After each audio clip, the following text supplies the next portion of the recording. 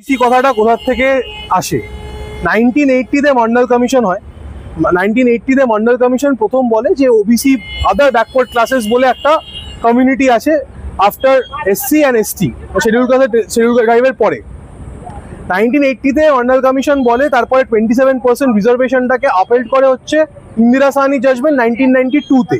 Indira Sahani judgement 1992-তে যখন upheld করছে, তখন একটা ব্যাকওয়ার্ড ক্লাসেস কমিশন বানায় আর নির্দেশ দেয় যে প্রত্যেকটা স্টেটকে ব্যাকওয়ার্ড ক্লাসেস কমিশন বানাতে হবে। সেই ভিত্তিতে 1993-তে West Bengal backward classes commission তৈরি হয়, একটা অ্যাক্ট তৈরি হয়। আর কি করে এই ব্যাকওয়ার্ড ক্লাসেস দেখে ওবিসি কমিউনিটি যারা আছে তাদেরকে কি করে আইডেন্টিফাই করা হবে আর কোন বেসিসে, মানে কোন ফ্যাক্টসে, তথ্যতে তাদেরকে আইডেন্টিফাই করা হবে, সেই জিনিসটা ওই অ্যাক্টের মধ্যে পরিষ্কারভাবে লেখা থাকে। পরবর্তীকালে 1993 থেকে 2010 অবধি 66 খানা ক্লাসেস ওবিসি পশ্চিমবঙ্গে আইডেন্টিফাই করা হয় আর এবং তাদেরকে ওবিসি সার্টিফিকেট দেওয়া হয় আর কনসিকুয়েন্সিয়াল বেনিফিট দেওয়া হয়।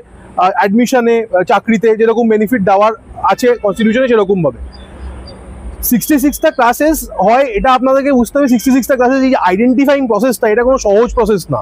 এখানে পুরো পপুলেশনটাকে সার্ভে করতে হবে। সোশ্যাল, ইকোনমিক এবং এডুকেশনাল ব্যাকওয়ার্ডনেস, এই তিনটে ক্রাইটেরিয়াতে দেখতে হবে যে এই তিনটে ক্রাইটেরিয়া ম্যাচ করছে কিনা, তখনই সে ওবিসি ক্লাস তাকে ঘোষিত করা হবে। আর এই প্রসেসটাকে যথেষ্ট লেন্দি আর যথেষ্ট টিডিয়াস প্রসেস, কারণ এন্টায়ার পপুলেশনকে সার্ভে করতে হবে। আমরা দেখলাম 2010-এর পরে 6 মাসের মধ্যে 42টা প্রথমে কমিউনিটি নতুন করে অ্যাড করা হয়, তারপরে আবার তার পরের বছর আরও 35 খানা কমিউনিটি অ্যাড করা হয় এবং সেটাকে একটা অ্যাক্টের আকার দেওয়া হয় 2012-তে, যেখানে একটা 100 পয়েন্ট রস্টার বানায়। আর এরা স্টেট সার্ভিসে কীরকমভাবে রিজার্ভেশনটা পাবে আর স্টেট সার্ভিসে এদেরকে কীরকমভাবে রিজার্ভেশনটা দেওয়া হবে, সেই জিনিসটা স্পেসিফাই করা হয়। মেন আমাদের চ্যালেঞ্জটা হচ্ছে এখান থেকে যে স্টেট বিনা প্রপার আইডেন্টিফাই করে ওবিসি ক্লাসেস অ্যানাউন্স করে দিয়েছে এবং সার্টিফিকেট দিয়েছে।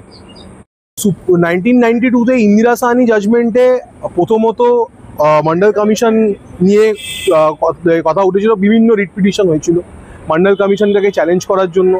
আগার মন্ডল কমিশন তখন 1931 কাস্ট সেন্সাসের ওপরে বেস করে রিপোর্টটা দিয়েছিলেন, বাট পরবর্তীকালে সুপ্রিম কোর্ট সেটাকে আপহেল্ড করে। আর আপহেল্ড করে বলে, সুপ্রিম কোর্ট ডিসাইড করে দেয় যে ব্যাকওয়ার্ডনেসটা আমরা কি করে ডিটারমাইন করব আর আইডেন্টিফিকেশন প্রসেসটা কীরকমভাবে হবে। এটা West Bengal most specifically supreme court এই জিনিসটা বলে দেয় যে ব্যাকওয়ার্ড ক্লাসেস কমিশনের রিকমেন্ডেশন ছাড়া বা এই যে সার্ভেটা যেটা করবে সেটা একটা ব্যাকওয়ার্ড ক্লাস কমিশন বলে একটা কমিশন থাকবে প্রত্যেকটা স্টেটে আর ইভেন সেন্ট্রালে, আর তাদের রিকমেন্ডেশন ছাড়া স্টেট আদার মানে ওবিসি কমিউনিটি তৈরি করতে পারবে না।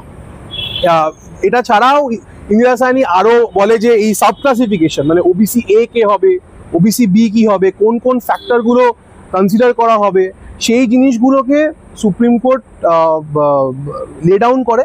আর এবং সেই ভিত্তিতেই পরবর্তীকালে দেশে প্রত্যেকটা স্টেটে ইভেন সেন্ট্রাল লিস্টে ওবিসি আইডেন্টিফিকেশন হয় আর ওবিসি সার্টিফিকেট সেই হিসেবে দেওয়া হয়। রাজ্য সরকারের অবজেক্টটা কি সেটা বলা খুব মুশকিল, কিন্তু এই যে লিস্টগুলো যখন আসছে, আমরা যখন দেখতে পাচ্ছি, সেটা সবার চোখের সামনে ক্লিয়ার রাজ্য সরকার কীরকমভাবে ওবিসি লিস্টটাকে তৈরি করছে।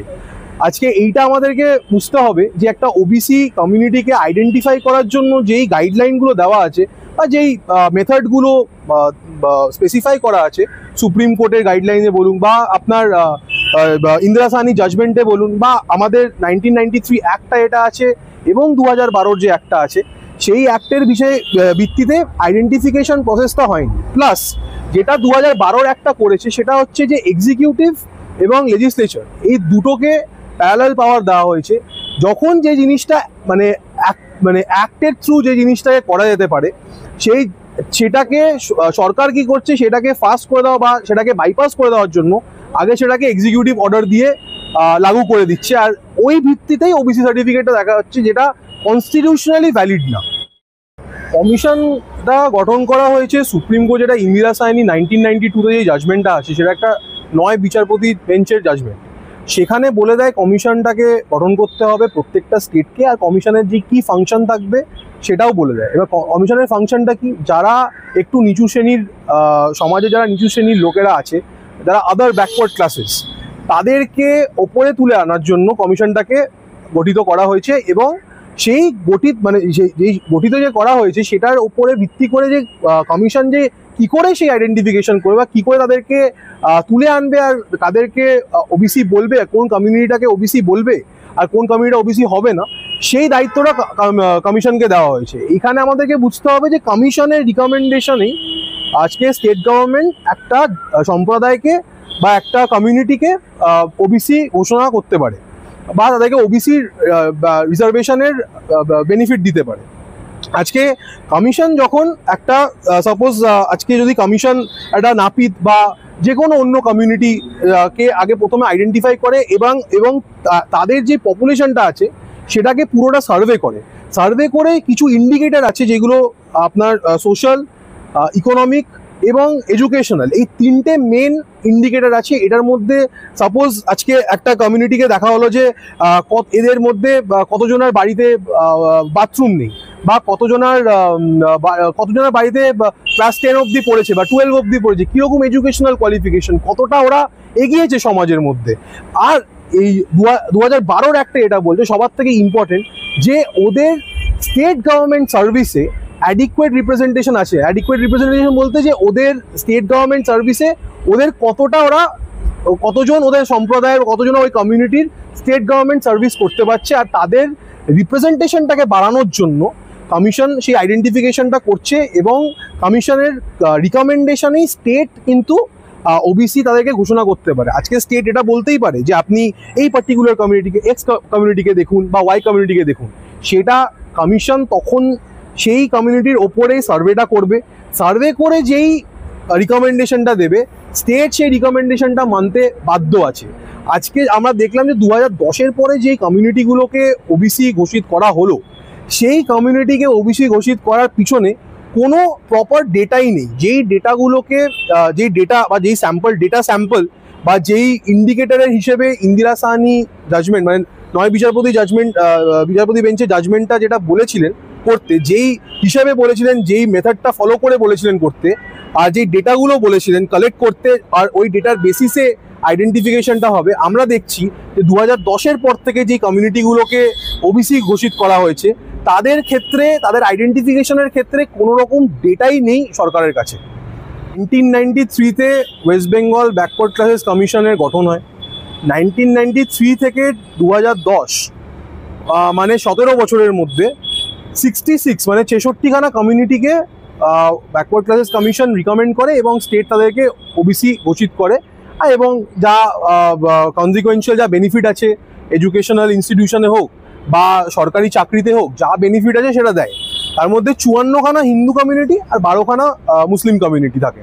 এবার এই যে ডেটার ভিত্তিতে ওবিসিটা করা হয়েছে, এটা কিন্তু একটা এমপেরিক, মানে এটা পুরো পপুলেশনটা সার্ভে করে একটা প্রপার ডেটার ভিত্তিতে এই আইডেন্টিফিকেশনটা করা হয়েছে। এবং 2024-এর জাজমেন্টে, ডিভিশন বেঞ্চের জাজমেন্টে, ক্যালকাটা হাইকোর্টের ডিভিশন বেঞ্চের জাজমেন্টে এই 66 কমিউনিটিকে কিন্তু একদমই ছয়নি, আর এরা কিন্তু এখনও সেই রিজার্ভেশনের বেনিফিটটা পাচ্ছে। নাপিত যে কমিউনিটিটা আছে, নাপিত কমিউনিটিটা OBC as a community, OBC তাদেরকে আইডেন্টিফাই করা হয়েছিল 2010-এর আগে। তো 2010-এর আগে যে কমিউনিটিগুলোকে ওবিসি আইডেন্টিফাই করা হয়েছিল তাদের থেকে কিন্তু রিজার্ভেশনটা নিয়ে নেওয়া হয়নি। তারা কিন্তু এখনও যখনই সার্টিফিকেট, তাদের যেই সম্প্রদায়ের মধ্যে যখনই তারা সার্টিফিকেট নিক না কেন, সেটা আজকে নিক, সেটা 2020-তে নিক, 2018-তে নিক বা 2010-এ নিক, যবেই নিক না কেন ওদেরটা কিন্তু বৈধ থাকবে। কারণ 2010-এর আগে নাপিত কমিউনিটিটাকে ওবিসি ঘোষণা করা হয়েছিল। 2010-এর ফেব্রুয়ারি মাস থেকে মার্চ মাস থেকে সেপ্টেম্বর মাসের মধ্যে 42খানা কমিউনিটিকে ঢোকানো হয় অ্যাজ ওবিসি কমিউনিটি। তার মধ্যে 41খানা মুসলমান কমিউনিটি থাকে আর একটা কমিউনিটি হচ্ছে হিন্দু কমিউনিটি। তার পরের বছর 2012-তে আরও 35খানা কমিউনিটিকে ঢোকানো হয়, যার মধ্যে 35-এর আরও 35 কমিউনিটি ঢোকানো হয়, তার মধ্যে 30খানা হচ্ছে মুসলমান আর 5খানা হিন্দু। আর তারপরে এদেরকে ভাগ করে ওবিসি এ আর ওবিসি বি কমিউনিটিতে ডিভাইড করা হয়, ক্লাসিফাই করা হয়।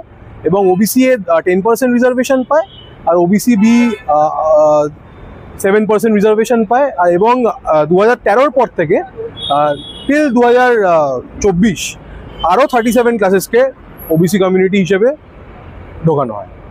10-এর পর থেকে যটা ওবিসি কমিউনিটিকে আইডেন্টিফাই করা হয়েছে, সে আইডেন্টিফাই প্রসেসটা ভুল, এবং যেহেতু সে আইডেন্টিফাইং প্রসেসটা ভুল, তার জন্য ওই সবকটা ওবিসি কমিউনিটি এখন আর ওবিসি কমিউনিটি না। পরবর্তীকালে তাদের যেই আর হাইকোর্টের এটাও নির্দেশ আছে যে এখন যে ওবিসি এখন যেই নতুন রিক্রুটমেন্ট হবে বা নতুন অ্যাডমিশন হবে, সেই অ্যাডমিশন বা রিক্রুটমেন্টটাকে ধরা হবে, ওটার মধ্যে যে ওবিসি ক্লাসটাকে স্পেসিফাই করা হবে, সেই ওবিসি ক্লাসগুলো হবে 2010-এর আগের যারা আইডেন্টিফাইড ওবিসি ক্লাস তাদের হিসাবে। ওই সেই 2001-এর যে 100 পয়েন্ট রস্টারটা আছে সেই হিসেবে নতুন করে অ্যাডমিশন দেওয়া হবে।